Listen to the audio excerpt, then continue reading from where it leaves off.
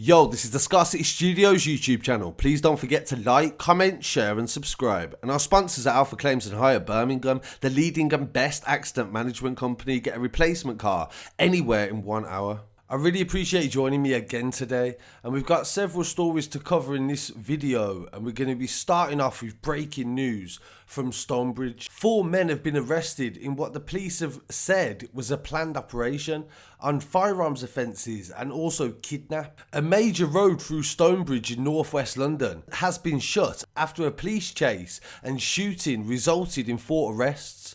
At 3 o'clock in the afternoon on Tuesday the 25th of August, officers used tactical contact to stop a vehicle in Hilltop Avenue as part of a planned operation. During the chase, a police officer shot in the tyres of the car. 4 men were arrested at the scene and 3 of them were treated by the ambulance service before being taken into custody.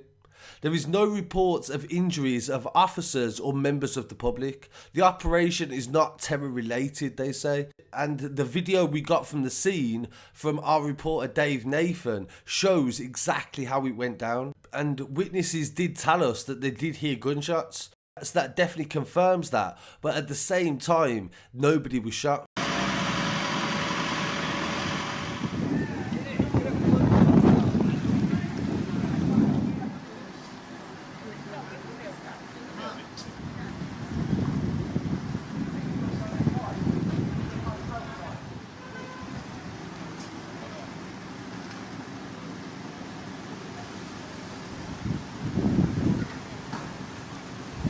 You may remember the story of Freeman, who died on Sunday, August the 16th. And I didn't cover that story originally because I didn't feel like I could actually make sense of it at the time. But with more information now coming out, I can now show you and also show you the footage from the scene that we also obtained at the time. The court papers say that she's accused of killing her severely disabled son, and she called a friend in the early hours of the morning to say what had happened.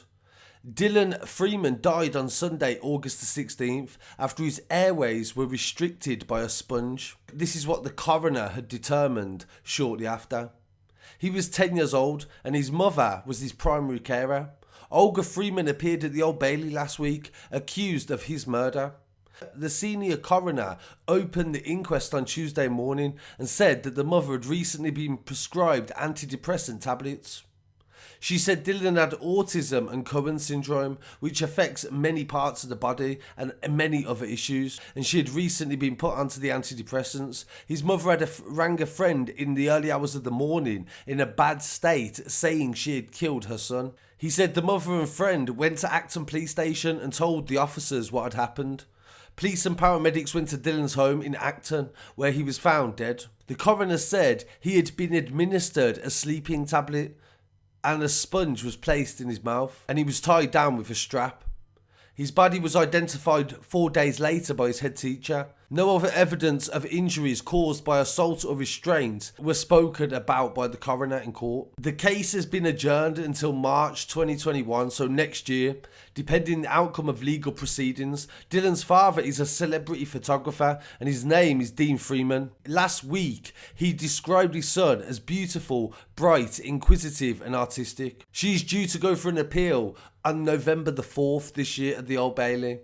So it'd definitely be an interesting story to follow, but at least we can try and find some idea as to why she did this. So my condolences to the family of Dylan, and I'll definitely keep you updated with that story very soon. In one of the biggest stories this week, in actual fact as well, the protests outside Buckingham Palace, they've gone viral on social media with people chanting paedophile outside. More than 3 million people watched the clip online where people protested against child trafficking. The protests have been connected to a controversial group called Stand Up X. They have been responsible for anti-lockdown protests across the UK, including shouting at shoppers in branches of Morrison supermarkets.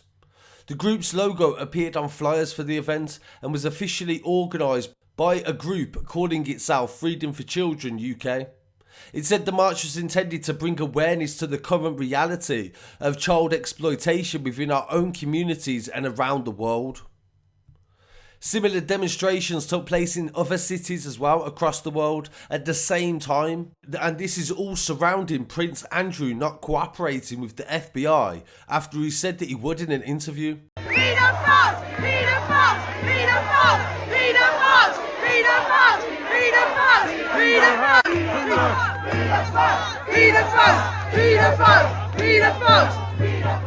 Paedophxles! Paedophxles! Paedophxles!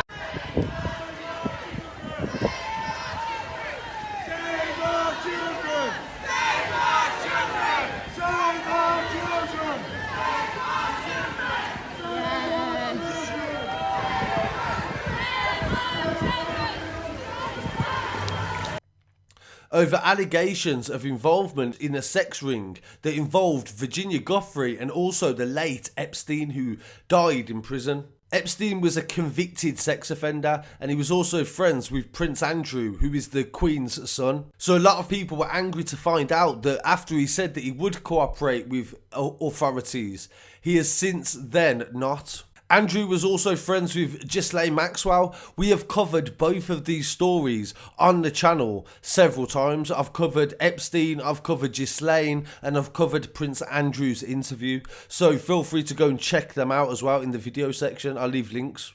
She's currently facing sex trafficking charges in the United States as well. The demonstrations on the weekend saw people walk from the London Eye to the Parliament Square. There was a later protest in Green Park. The group claimed that 8 million children, including 200,000 in the UK, go missing every single year. In a YouTube clip, one of the organisers, Laura Ward, said she thought it was part of an evil plan and the children were being abused, tortured and raped. The Facebook page for the event on Saturday said, "We hope to encourage the system to provide proper representation for survivors of child abuse." But the same papers that are covering this are undermining their protest by constantly connecting them to the fact that they don't support wearing masks. And at the end of the day, we are in the times where it is a massive problem. The internet exists. Children are being groomed all the time. And if things like this are coming to light, we do need to do more to act upon it. And the sentences need to be stricter for paedophiles. In this case that I've just found from the 25th of August, so today, a man has been remanded over 94 charges of child sex abuse relating to 49 different boys. David Nicholas Wilson, who is 36, from Kings Lynn in Norfolk, appeared at Ipswich Magistrates Court accused of inciting boys to send him indecent images. Wilson faces a 94-count indictment which covers 49 victims and their ages are from 4 to 14. I'm not sure what anyone under the age of 14 is doing on social media or how they could send images, so I'm not sure how that relates to it. I definitely want to find out. The alleged offences were committed from 1st of May 2016 to the 31st of May 2018. The charges include intentionally causing or inciting children to engage in sexual activity, making unwanted demands for sexual images, and Wilson was remanded in custody on the 22nd until the 22nd of September. So that is an example of a case that is currently ongoing. Massive case. And it will be interesting to find out what he gets, because as we're seeing more and more every day, children's cases are not being dealt with the same ferocity as they would be dealing with cases like County Lines, where a kid is selling drugs that he's been forced to do. So I really want to hear what people have to say on this story. Please don't forget to like, comment, share and subscribe. Follow us online as well at Scarcity Studios. I'll be back very soon with some more news. Peace.